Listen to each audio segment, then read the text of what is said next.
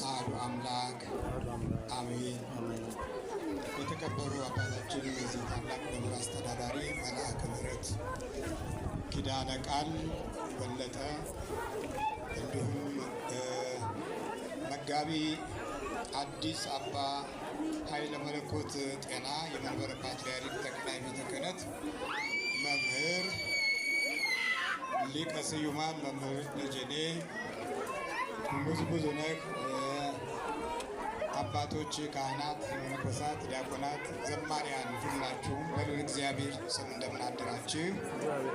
ልዑል እግዚአብሔር ዛሬም ዘወትርም ለዘላለም ስሙ የተመሰገነ ይሁን፣ አሜን።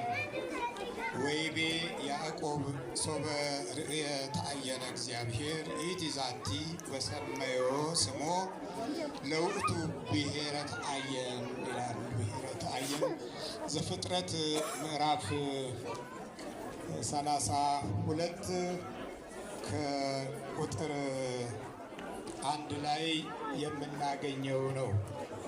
ያዕቆብም ባያቸው ጊዜ እነዚህ የእግዚአብሔር ሰራዊት ናቸው አለ።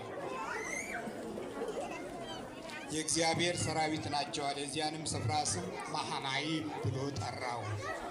መሃናይም በዕብራይስጥ መሃናይም ማለት የእግዚአብሔር ሰራዊት፣ የተገለጠ የእግዚአብሔር ሰራዊት። በዛ ቦታ ላይ ፋኑኤል የሚለው ስም እናገኛለን። ከዚህ በፊት በረጅም ከስሙ ትርጉም ጋር የዕብራይስጡን ተምረናል። ዛሬ እንደዚሁ ትንሽ ነካ አድርገን ወደ ዕለቱ ወንጌል እንሄዳለን። ፋኑኤል ማለት የእግዚአብሔር ገጽ ማለት ነው።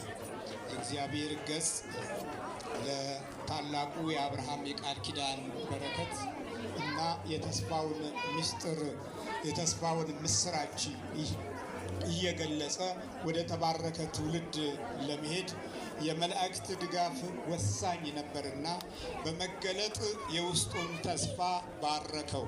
እግዚአብሔር ስሙ የተመሰገነ ይሁን።